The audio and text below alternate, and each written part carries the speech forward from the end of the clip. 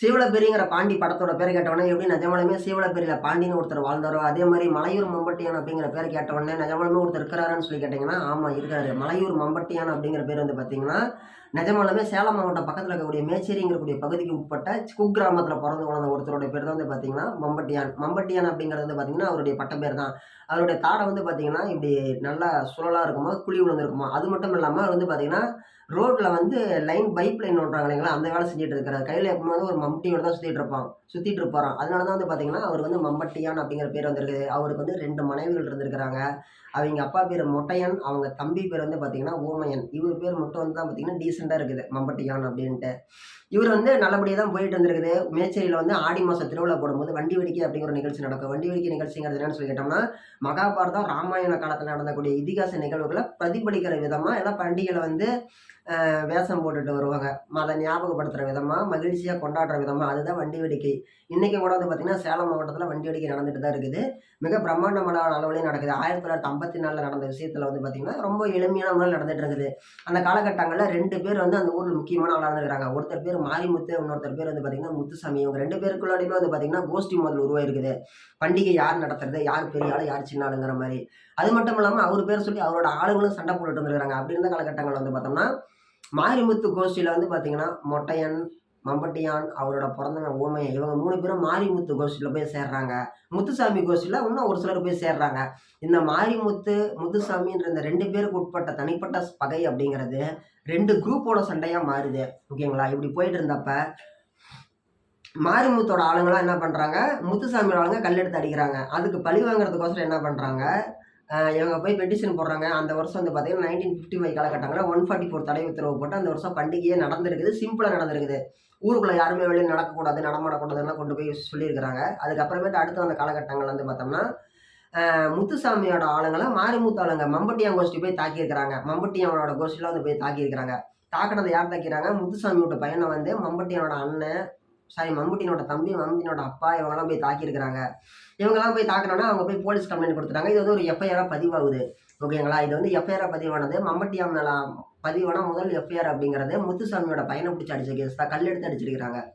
இந்த கேஸுக்கோசரம் ஹியரிங் அப்படிங்கிறது போயிட்டு வந்துட்டு இருக்குது. அந்த ஹியரிங் போயிட்டு வந்துட்டு இருந்த காலகட்டங்கள்ல, கோர்ட்டுக்கு ஹியரிங்க்கு போயிட்டு வந்துட்டு இருந்த டைம்ல, மம்பட்டியனோட அப்பா மொட்டையும், இன்னொருத்தர் பெருமாள் கவுண்டர் அப்படிங்கிற 2 பேத்தையுமே வந்து பார்த்தீங்கன்னா, முத்துசாமியோட குரூப் வந்து சுட்டு கொலை பண்றாங்க. சுட்டு கொலை பண்ண உடனே கிட்டத்தட்ட 9 பேத்துக்கு வந்து பார்த்தீங்கன்னா, 3 வருஷம் கடுங்காவல் தண்டனை அப்படிங்கிறது கோர்ட்டு குடுக்குறாங்க.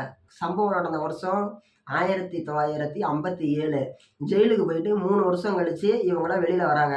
அப்பாவ கொலை பண்ண குரூப், முத்துசாமியோட குரூப்ல வெளியில வராங்க. இவரு ரொம்ப நாளா பகைக்கோசரமே காத்துட்டு இருந்தவரு, எப்ப நம்ம இவன கொலை பண்ணலாம்னு சொல்லிட்டு வெயிட் பண்ணிட்டு இருந்திருக்காரு.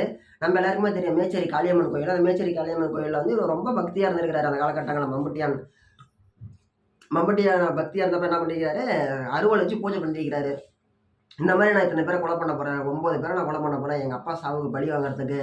இதுக்கு வந்து நீ உத்தரவு குடுக்குறேன்னா, இந்த அருவாள் வந்து இப்படி இருக்குதா? இந்த அருவாள் வந்து அப்படியே அப்படி எந்திரிச்சு நின்னுச்சுன்னா, நீ உத்தரவு குடுத்ததா நான் அர்த்தம் எடுத்துக்கிறேன்னு சொல்லிட்டு, சாமிக்கு பூஜை பண்ணிட்டு இருந்திருக்கிறாரு. அப்படி பூஜை பண்ணிட்டு இருந்தப்போ, ஒரு நாள் திடீர்னு சாமி உத்தரவு குடுத்துருச்சு. இப்படி இருந்த அருவாள் இப்படி நேரா நின்றுருக்குது. உத்தரவு குடுத்துருச்சு சாமின்னு சொல்லிட்டு வராங்க. வந்த உடனே பார்த்தோம்னா, அந்த முத்துசாமி வந்து பார்த்தீங்கன்னா, சொந்தமா ஒரு கடை வச்சிருந்திருக்காரு. சம்திங் மளிகை கடை மாரி. அந்த கடையில உட்காந்து முத்துசாமியும், அவங்க பையனும் வந்து யாரு? மம்பட்டியனோட அப்பாவ கொலை பண்ண குரூப் அவங்க ஹெட் 2 பேரும் உட்காந்து கடையில வியாபாரம் பண்ணிட்டு இருக்கிறாங்க. இவங்க வந்த உடனே பார்த்தோன்னே, அத எந்த சாமிக்கு வச்சு பூஜை பண்ணாரோ, அதே அருவாளால வச்சு சரம் மாரியே வெட்டி தள்ளுறாரு. வெட்டி தள்ளுனங்காட்டி, அதுல சம்மந்தப்பட்ட 9 பேரையும் அந்த ஊருக்குள்ளாடியே வச்சு, ஒரு 2 மணி நேர கேப்ல வந்து எல்லாரையுமே கொன்னு தள்ளுறாரு. வெட்டி வீசுறாரு மம்பட்டியான். வெட்டி வீசினவாட்டி அந்த ஊருக்குள்ளாடியே அவர் இருக்க முடியல. அதுக்கப்புறமேட்டு 9 கொலை பண்ணது என்ன சாதாரண விஷயமா? அன்னைக்கு வந்து தமிழ்நாடு லெவல்ல அது பேசப்பட்டுச்சு பரபரப்பா. ஒரு சாதாரண ஒரு ஆளு அவன் எப்படி 9 பேர கொலை பண்ணியிருக்கிறான் அப்படின்னு சொல்லிட்டு சட்டசபை வரைக்கும் அந்த விஷயம் போயிருக்குது. அந்த அளவுக்கு ரொம்ப ஒரு ஃபேமஸான ஒரு விஷயமா மம்பட்டியான் செஞ்ச கொலை வழக்கு 9 கொலை ஒரு ஆள் பண்ணிக்கிறான்னா அது எவ்வளோ பெரிய விஷயமா? இன்னைக்கே அது பெருசு. அது வந்து அன்னைக்கு அந்த மாதிரி தான் இருந்திருக்குது. இன்னைக்கெல்லாம் வந்து நம்ம சிசிடிவி கேமரா நிறைய இடத்துல பார்க்குறோம். கும்பலா போறாங்க. 10 பேரு, 5 பேரு, 5 பேரு, 7 பேரு போய் கொன்னுட்டு வராங்க ஒத்தாள. ஆனா அன்னைக்கு அந்த ஆள் ஒத்தாளு போய் 9 பேர தனித்தனியா கொன்னுட்டு வந்திருக்கிறாரு. ஓகே, வாங்க விஷயத்துக்குள்ளே வரலாம். அவர் அந்த மாரி பண்ணிட்டு வந்திருக்காரு மம்பட்டியான். அதுக்கப்புறமேட்டு வந்து சட்டசபையில இந்த விஷயம் ஓடிட்டு இருக்குது. இவர பார்த்த உடனே சுட்டு பிடிக்கிறதுக்கு உத்தரவு குடுக்குறாங்க. அது மட்டும் இல்லாம இவர காட்டி குடுக்குறவங்களுக்கு 5 ஏக்கர் நிலம், ரூ. 3000 பணம் இப்படி எவ்வளவோ அறிவிப்புகள வெளியிடுறாங்க. இவரு என்ன பண்றாரு, அப்ஸ்காண்டிங் ஆயிறாரு. காட்டுக்குள்ளாடி போய் தலைமறைவா வாழ்ந்துட்டு இருக்கிறாரு. இவர் கூட போகும்போது இவரோட தம்பி ஊமையனையும் கூட்டிட்டு போயிடுறாரு. கூட்டிட்டு போய் நல்லா தான் அண்ணன், தம்பி இருக்கிறாங்க. ஒரு குறிப்பிட்ட காலகட்டங்கள் போன வாட்டி அண்ணனுக்கும் தம்பிக்கும் இடையில சண்டை வருது. ஊமையனும் மம்பட்டியானும் தனித்தனியா பிரியறாங்க. பிரிஞ்ச உடனே என்ன பண்றாரு, மேட்டூர் டேம் இருக்கு இல்லைங்களா, அந்த சுத்தி இருக்கக்கூடிய ஃபாரஸ்ட் பகுதிக்கு வந்து இவரு போயிடுறாரு. யாரு? மம்பட்டியான். அவரோட தம்பி என்ன பண்றாரு, மேச்சேரி சரவுண்டிங்ல சுத்திட்டு இருக்கிறாரு காட்டுக்குள்ளாடி. சுத்திட்டு இருந்த காலகட்டங்கள்ல இவரு இங்க தான் இருக்கிறாருன்னு சொல்லி ரகசிய தகவல் கிடைக்கும். போலீஸ் போய் ரவுண்ட் அப் பண்ணி ஷூட் பண்ணிடுறாங்க. யார? மம்பட்டியானோட தம்பிய ஊமையன. இப்படி சுட்டு கொன்னவாட்டி அடுத்து மம்பட்டியான தொலைவுறாங்க. மம்பட்டியான் கடைசி வரைக்கும் போலீஸ்காரங்க கையில சிக்கவே இல்ல.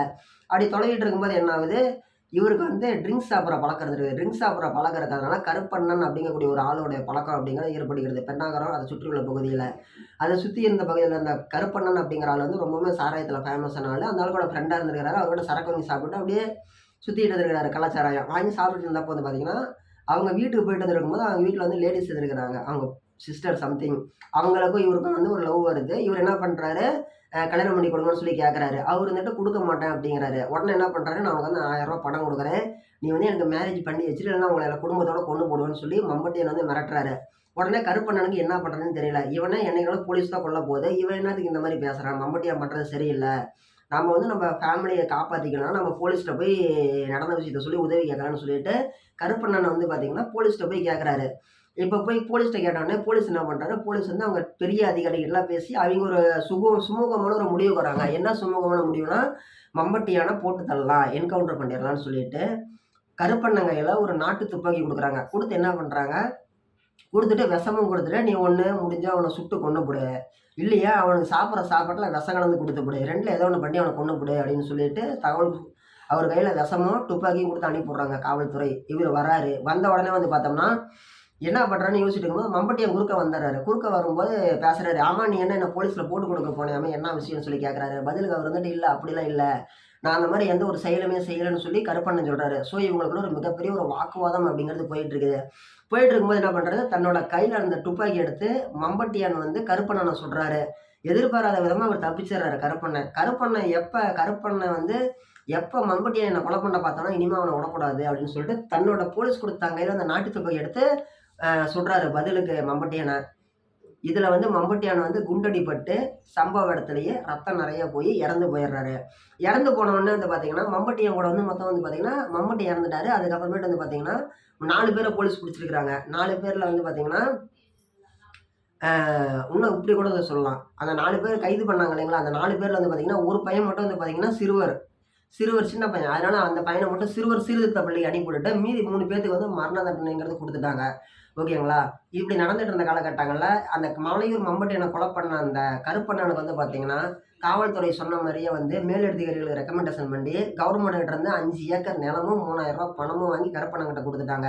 அது மட்டும் இல்லாம கருப்பண்ணன் வந்து மிகப்பெரிய ஒரு செயல் செஞ்சிருக்கிறாரு. மம்பட்டியானே கொலை பண்ணிட்டாருன்னா, மம்பட்டியனோட ஆதரவாளர்கள் யாராச்சும் ஒருத்தர் வந்து இவர கொலை பண்றதுக்கு வாய்ப்பு இருக்குது அப்படிங்கிறனால, இவர யாரும் கொலை பண்ணாம இருக்கிறதுக்கோசரம் வந்து பார்த்தீங்கன்னா, இவருக்குன்னு லைசென்ஸோட ஒரு துப்பாக்கி குடுத்துருக்காங்க. இந்த துப்பாக்கி நீ யூஸ் பண்ணிக்கோ. வருஷம்னா ரினிவல் பண்ணிக்கோ. உனக்கு ஏதோ ஆபத்துனா மட்டும் நீ இத யூஸ் பண்ணிக்கோ. உன்ன யாரோ கொலை பண்ண வந்தாங்கன்னா, பதிலுக்கு நீ சுட்டு அவங்கள கொன்னுபுடு. அப்படின்னு சொல்லி காவல்துறை அப்படிங்கிறவங்க வந்து பார்த்தீங்கன்னா, காவல்துறை வந்து கருப்பண்ணனுக்கு குடுத்துருக்குது. இத வாங்கிட்டு இவரு இந்தாண்டு நடந்துட்டு இருக்கிறாரு. ஆனா, இன்னைக்கும் வந்து கூட வந்து பார்த்தீங்கன்னா, மலையூர் மம்பட்டியானோட வாரிசுகள் அப்படிங்கிறவங்க மேச்சேரியில இன்னைக்கு இருக்கிறாங்க. ஓகேங்களா? நம்ம சேலம் மாவட்டம் மேச்சேரியில வந்து பார்த்தீங்கன்னா, 2025 இந்த காலகட்டங்கள்லயும் மலையூர் மம்பட்டியான் வாழ்ந்தார் இல்லைங்களா நிஜ வாழ்க்கையில, அவருடைய வாரிசுகள் அப்படிங்கிறவங்க இன்னைக்கும் இங்கேயே இருந்துட்டு தான் இருக்கிறாங்க, வாழ்ந்துட்டு தான் இருக்கிறாங்க. ஆனா, அவங்க யாருமே வந்து வெளிப்படுத்திக்கிறது இல்ல. நான் வந்து மலையூர் மம்பட்டியானோட வாரிசுன்னு சொல்லிட்டு. என்ன காரணம்? அத அவங்க யாரும் விரும்புறதில்ல. இன்னைக்கு வந்து பார்த்தீங்கன்னா, கொல்லிமலை எடுத்துட்டோம்னா, வல்வில் ஓரி ஆட்சி செஞ்சாரு. அவருடைய வம்சத்த சேர்ந்தவங்கலாம் வந்து இன்னைக்கும் இருக்கிறாங்க. இளவரசர்களா இருக்கிறாங்க, மகாராஜாக்களா இருக்கிறாங்க. ஆனா, கவர்மெண்ட் ஆட்சி தான் நடக்குது. ஆனா, ஆடி 18 அன்னைக்கு வல்வில் ஓரி பிறந்த நாள் அன்னைக்கு வந்து பார்த்தோம்னா, ஆடிப்பெருக்கு அன்னைக்கு அவங்களுக்கு வந்து ஊர் மரியாதை அப்படிங்கிறது அரசாங்கத்து சார்பா கொடுக்கப்படுகிறது கொல்லிமலையில. அந்த பண்டிகை நடக்கிறது கொல்லிமலை மேல தான். ஆனா, கீழ ஊருக்குள்ளாடி லீவ் விடுவாங்க. அதே மாரி வந்து பார்த்தீங்கன்னா, மலையூர் மம்பட்டியினோட வாரிசுகள் அப்படிங்கிறவங்க இன்னைக்கும் வாழ்ந்துட்டு தான் இருக்கிறாங்க. வெளியில தங்கள காமிச்சுக்கிறது இல்ல.